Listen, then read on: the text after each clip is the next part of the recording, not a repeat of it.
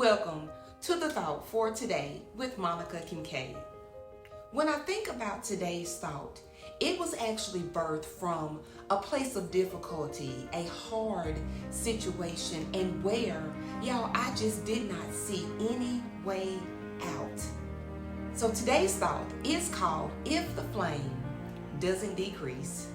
As Christians, we have been told that we will not suffer or face bad times. This misconception has plagued, so many believers who think that they may have sinned or done something wrong when they are faced with difficult times, those trials and tribulations.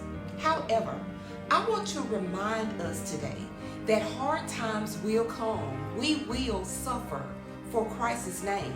So when you and I are challenged with life's ups and downs, those twists and those turns in life, will you falter? Will I falter? Will you faint? If the flame doesn't decrease, will you hold on to God's word? When I think about the word flame, my mind immediately thinks about the story surrounding, of course, the three Hebrew boys, recorded in the 3rd chapter of Daniel. The account of Shadrach, Meshach, and Abednego describes their refusal to obey the king's decree to bow down to the idol. Verses 16 through 18 tells us Shadrach, Meshach, and Abednego replied, "O Nebuchadnezzar, we do not need to defend ourselves before you. If we are thrown into the blazing furnace, the God whom we serve is able to save us. He will rescue us from your power, your majesty. But even if he doesn't, we want to make it clear to you, your majesty, that we will never serve your gods or worship the golden statue you have set up." We all know the results, that God didn't allow the flames with the 3 Hebrew boys to decrease. But did those flames, or did the situation change them? I wonder, did the 3 Hebrew boys change their minds about God? No, y'all. Miraculously, God changed and he covered them while in the flames. Will you and I be able to cry out, "Oh Lord, change me while I'm facing this trial"? We must come to the realization that we need to allow God to use any and every situation, the hell, the fire, the press, anything to transform us, into whatever God desires for us to be.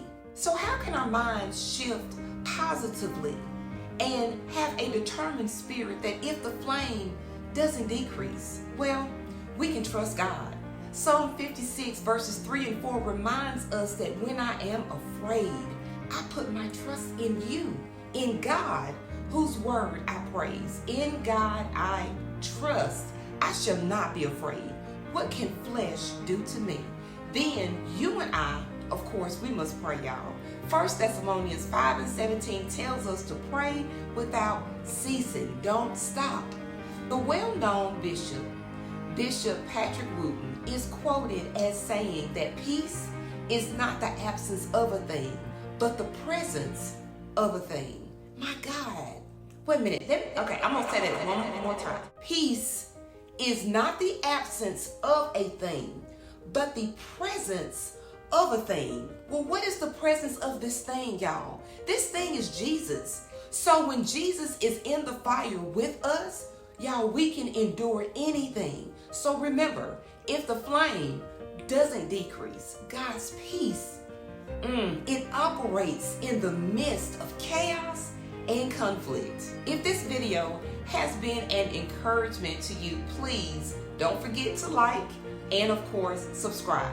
May God's blessings overflow you as you remain strong in the power of the Lord. Until next time.